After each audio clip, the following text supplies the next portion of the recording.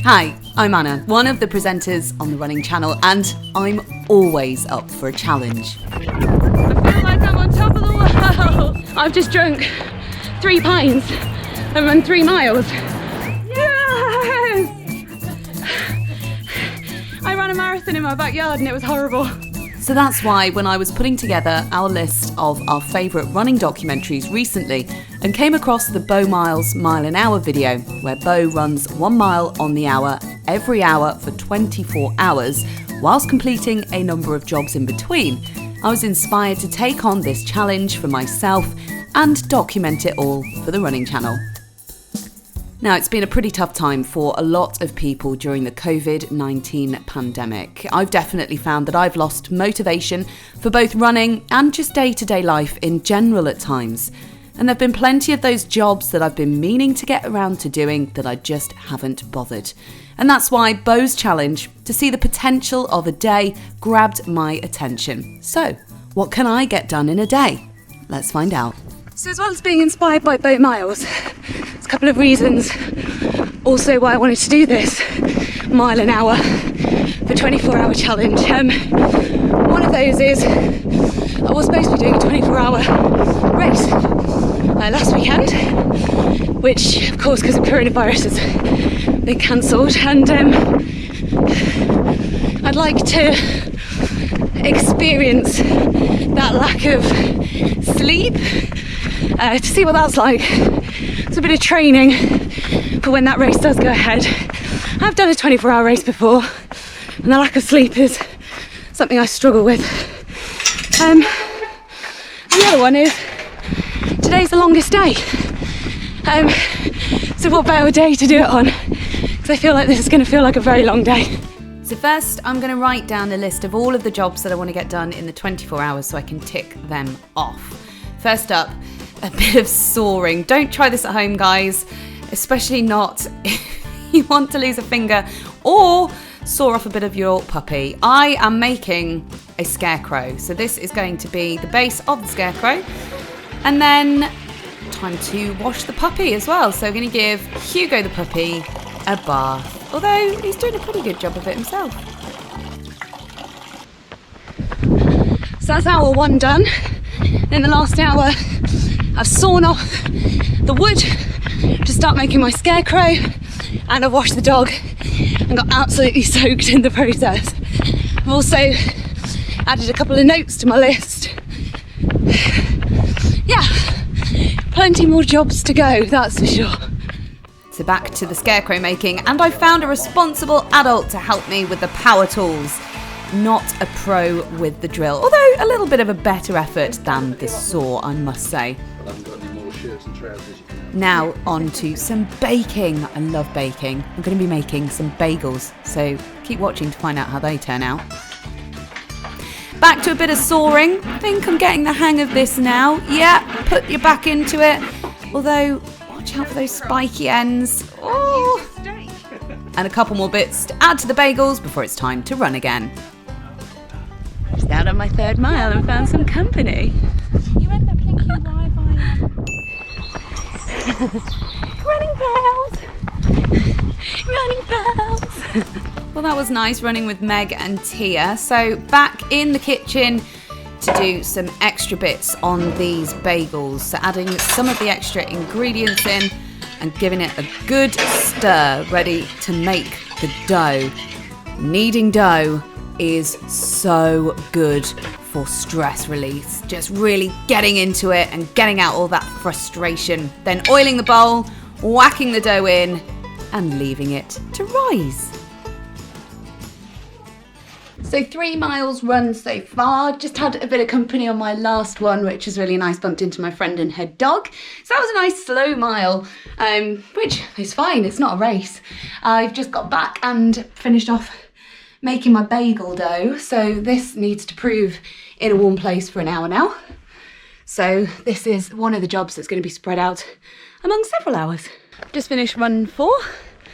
So it's 3:10 and a couple of observations. 1, 4 miles in, I don't think that the running is going to be much of a problem because just doing 1 mile at a time and then doing other things kind of, you just reset each hour, so it doesn't feel like you ran a mile the previous hour. Also, still in the same clothes, including like sports bra and socks and stuff I've been in since midday, and it is starting to feel a little bit rank. It's very muggy, so I'm a bit sweaty as well, so I think I'm gonna have to factor in a shower here somewhere for sure. Time to check on how my dough is doing with rising. Oh, it's coming along nicely. So there's a lot of chopping and changing between jobs going on here, but I'm back on scarecrow duty. Look at his lovely little face, stuffing the bag. Is that all right? Looks okay. I think I'm gonna have to think of a name for this scarecrow. I think he looks like a Bob. Bob? Or maybe Harry. He's quite smartly dressed. I'm gonna go with a Harry. I'm a big lover of a list, and although on the whole I do feel like I can be very productive, I do have times when I don't feel very productive or motivated at all. And I've heard the term choice paralysis used to describe when you have lots of tasks that you want to do or you could do, and then it just becomes so overwhelming that you end up not doing any of them. And I've had lots of days like that. So breaking up the day into hours and doing something within that each hour, punctuated by a run, is making me feel way more productive, and I'm getting those jobs done that I've been meaning to do throughout the whole of lockdown.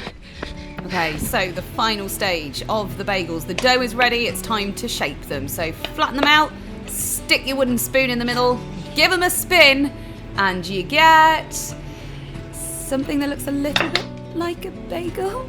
Yeah, pop them in some boiling water, add some seeds to jazz them up. We've got some sesame and poppy seeds. And then once they're ready, whack them in the oven and wait for those bad boys to bake. Ta-da! I really hope they're going to taste better than they look. Right, so just running my 6th mile, and that's been a really nice reset because I've finished my bagels. So I took a couple of hours in between because of the proving and different processes. So that one is another job ticked off. So this next hour is a bit more physical. I'm up at the family allotment, and first on the list is to pick some lettuces that we've grown to have for tea. So satisfying. Nice bag of salad for tea. So I've just started my 7th hour and I've just run my 7th mile. I'm not going to lie, I'm feeling a little bit sleepy, and it's only just gone 6 o'clock. Another job that I've been meaning to do for months now. Sew up a tiny hole in my favourite jumper. Smug face. Mile 8, and they're definitely getting slower. But a third of the way there, which by my calculations, compared to the World's Toughest Island race for 6 days, that means I'm 2 days in with the longest day still to go. Shower time. Off you. Definitely feel a lot better for a shower and a change of clothes. So it's just after 8 o'clock in the evening, and I'm just out on my 9th mile, I think. And because we have a puppy at home who can't really disturb by me keep going in and out at all hours, and I'm also living with my parents at the moment while this pandemic goes on around us, my abode for this evening is a tent in the back garden.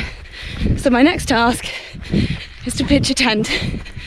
I'd like to think I'm pretty good at putting tents up. I've been on camping trips and to festivals, so I'm not really doing too bad of a job, but I'm definitely going to leave the entire hour aside for this one. Oh, Hugo approves. Oh no, he's just trying to take it down again. Thanks, Hugo.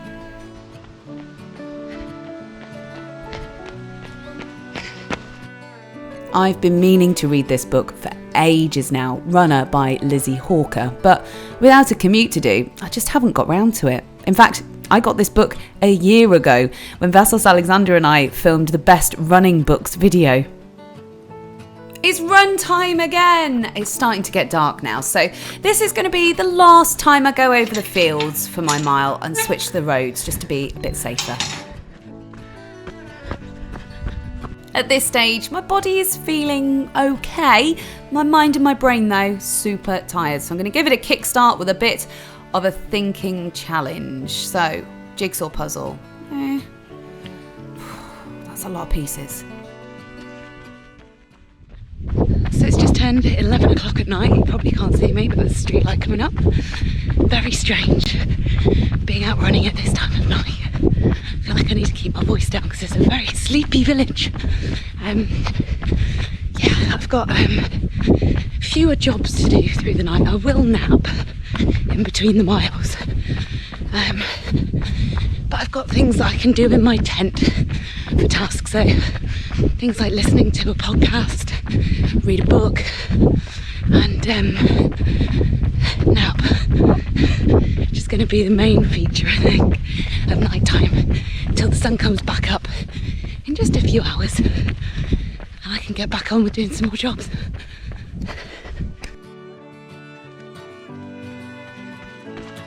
Wow, I'm not really too sure where that last hour went, but I had a lovely time listening to a podcast. So time to do the tent back up and hit the road again.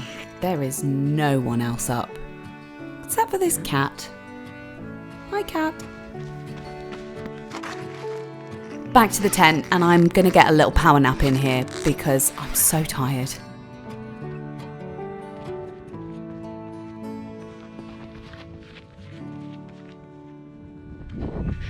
So morning has broken. It's just after 4 a.m. and it's my first lightish mile of the night stint.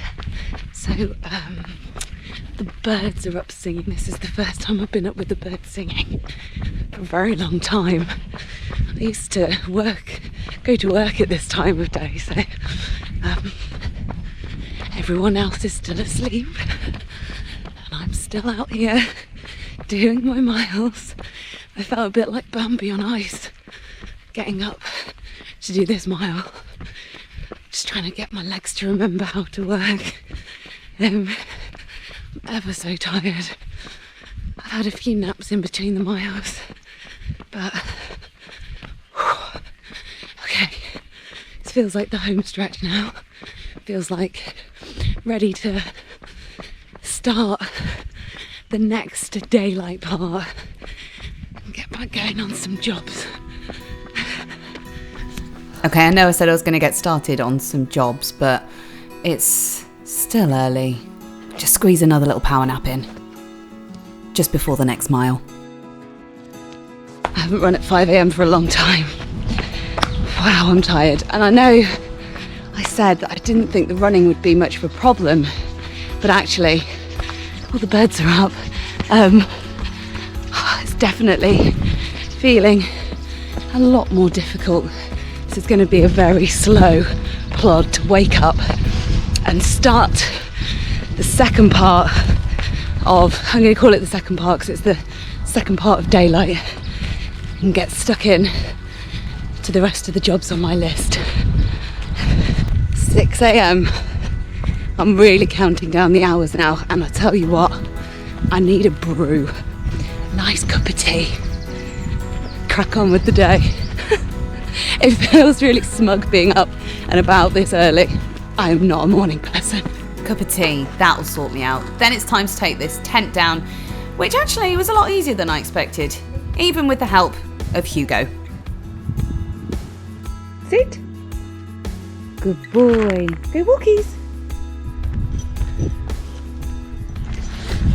So my activities for the rest of this 24-hour period actually are quite active, which I don't know if it's a good thing or not. So I'm walking the dog at the moment, and then I'm planning on doing some yoga and a home workout, and I'm going to do a maths test as well, because if you've ever seen any of our running channel videos where I've had to do any maths, you'll know that I'm not very good.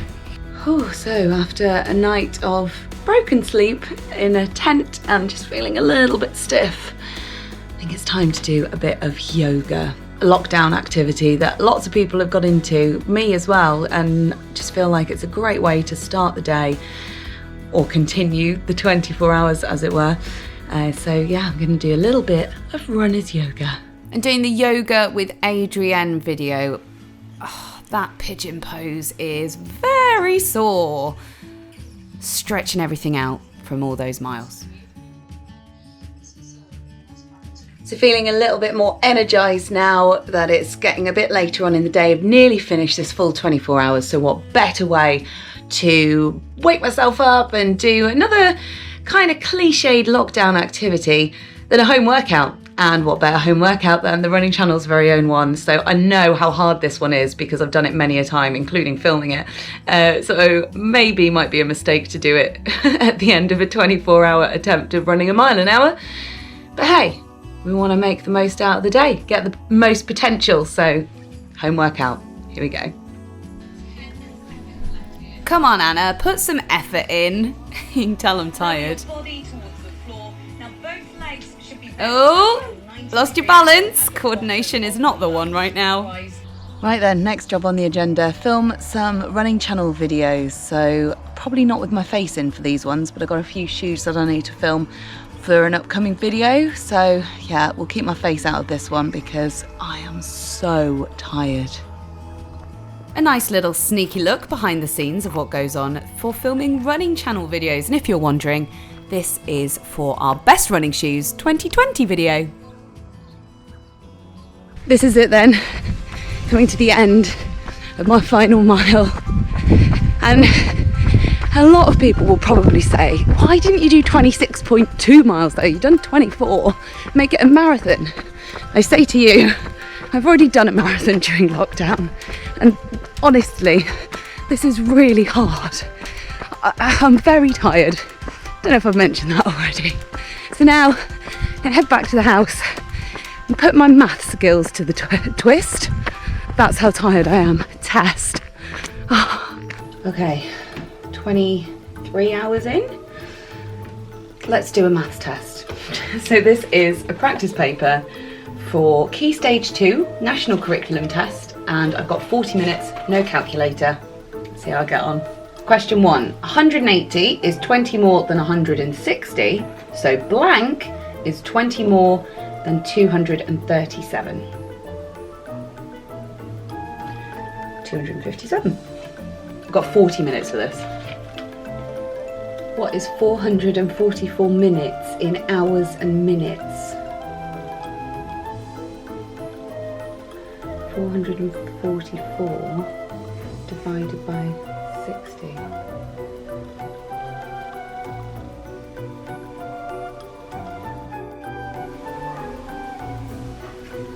70 hours and 24 minutes.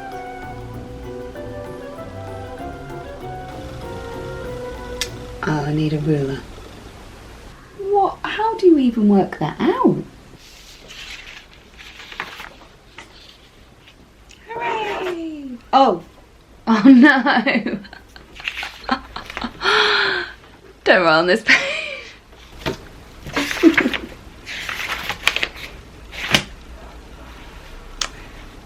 26 out of 33.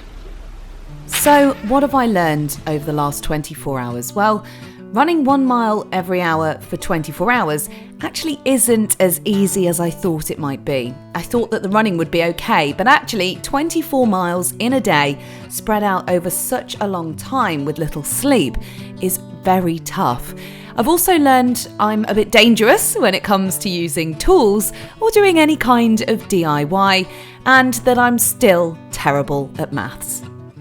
But mostly what I've learned is that there's so much potential in a single day. Looking back at all of the things that I achieved in 24 hours goes to show that often we can fool ourselves that we're too busy to get things done. And actually, it reminds me of one of my favourite quotes by the author Paulo Coelho.